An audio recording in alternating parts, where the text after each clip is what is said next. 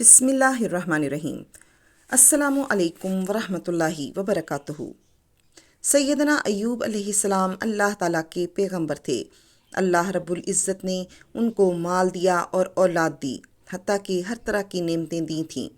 شیطان کہنے لگا کہ ان کی ساری عبادتیں اس لیے ہیں کہ ان کو دنیا کا مال و متاع ملا ہوا ہے، ذرا لے کے دیکھیں تو پھر پتہ چلے اللہ رب العزت کے اذن سے ان کا جتنا مال تھا وہ سارا کا سارا کسی وجہ سے ضائع ہو گیا۔ کہنے لگا اولاد تو ہے۔ ایسی بیماری آئی کہ ان کی جتنی اولاد تھی وہ ساری کی ساری ان کی آنکھوں کے سامنے فوت ہو گئی۔ شیطان کہنے لگا صحت تو ہے۔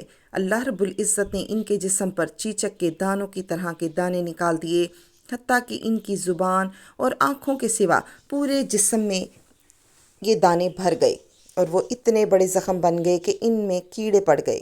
مفسرین نے لکھا ہے کہ اس بیماری میں 18 سال گزر گئے، اور ہر دن اللہ رب العزت کی طرف سے ان کے صبر کی وجہ سے ان کے درجات بلند ہوتے اور زبان سے شکوہ اور شکایت کی کوئی بات نہ نکلی، حتیٰ کہ اگر کوئی کیڑا جسم کے زخم سے گرتا تھا تو وہ اس کو بھی اٹھا کر واپس اور یہ بات کہتے تھے کہ جب میرے اللہ کو یہ منظور ہے کہ تو میرے جسم سے غذا لے تو پھر میرے جسم میں ہی رہ۔ 18 سال کے بعد شیطان پریشان ہوا کہ یہ تو اللہ تعالیٰ کے ایسے مقرب بندے ہیں کہ اتنی آزمائشوں میں بھی اپنی زبان سے کوئی بے صبری یا ناشکری کا لفظ نہیں نکالا۔ شیطان کو پریشان دیکھ کر اس کے چیلوں نے اس سے کہا کہ تم نے جس طرح ان کے جد امجد کو بھول میں ڈالا تھا، کیوں نہ ہم ان پر بھی وہی گر آزمائیں۔ کہنے لگا ہاں۔ چنانچہ وہ ان کی بیوی کے پاس ایک حکیم اور طبیب کی شکل میں گیا اور کہنے لگا دیکھو میں تمہیں ایک بات بتانا چاہتا ہوں تاکہ تمہارے میاں کو صحت حاصل ہو جائے اور وہ خوش ہوئی۔ ہر بیوی چاہتی ہے کہ اس کا خامد صحت مند ہو۔ کہنے لگی کہ اس کا علاج کیا ہے؟ شیطان کہنے لگا اس کا علاج میرے پاس موجود ہے، مگر ہمارے ہاں دستور ہے کہ جیسے تم عرش خدا کو سجدہ کرتے ہو، ایک دفعہ مجھے بھی سجدہ کر لو تو میں ایک ایسا علاج آزماؤں گا کہ تمہارا خامد صحت مند ہو جائے گا۔ بیوی نے سنا تو خاموش ہو گئی۔ کہنے لگی کہ میں ان کے پاس جاؤں گی اور ان سے پوچھوں گی۔ چنانچہ تفسیر میں لکھا ہے کہ وہ آپ کے پاس آئیں اور انہوں نے آپ علیہ السلام سے آ کر پوچھا۔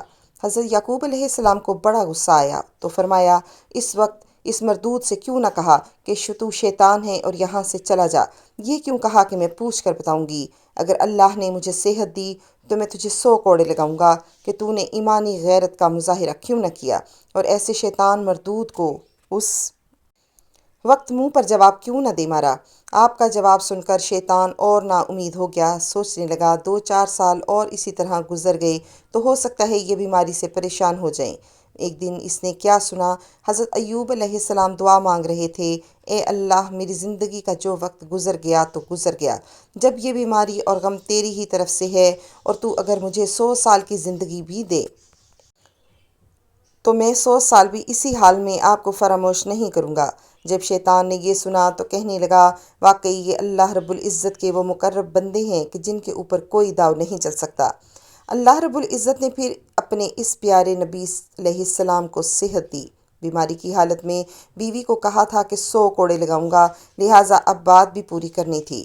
اب اللہ رب العزت نے ان کی بیوی کے اوپر رحم فرمایا اور حضرت ایوب علیہ السلام سے کہا کہ تم درخت کی چھوٹی چھوٹی پکی پکی ٹہنیاں مسواک کے برابر اکٹھی کر لو اور 100 کو باندھ کر اس کے جسم پر ایک مرتبہ مارو گے تو 100 کوڑے سمجھے جائیں گے۔ یہاں سے ایک بات نکلی کہ جب پروردگار عالم کسی بندے کی غلطی اور کوتاہی کو معاف کرنا چاہتا ہے تو رب کریم اس کا راستہ بتا دیتا ہے۔ حدیث پاک میں آیا ہے کہ اللہ رب العزت جب کسی بندے کی بخشش کرنا چاہتا ہے تو اس کے کرامن کاتبین یعنی جو فرشتے روزانہ نیکی اور برائی لکھتے ہیں، ان میں سے نیکی کے فرشتے کو تو روزانہ بدلتے رہتے ہیں مگر گناہ کے فرشتے کو نہیں بدلتے، وہ وہی فرشتہ رہتا ہے۔ چنانچہ قیامت کے دن اس بندے کے نامہ اعمال میں گناہ تو لکھے ہوں گے اور ان گناہوں پر گواہی دینے کے لیے ایک فرشتہ ہوگا، جبکہ اس کی نیکیوں کی گواہی دینے کے لیے جتنے اس کی زندگی کے دن تھے اتنے ہی فرشتے کھڑے ہوں گے۔ رب کریم فرمائے گا میرے بندے کی نیکیوں پر جب اتنے گواہ ہیں تو میں اس کے گناہوں والی ایک گواہ کو کیسے قبول کر لوں؟ چنانچہ اللہ تعالیٰ فرمائے گا کہ جاؤ میں نے اس بندے کو معاف فرما دیا۔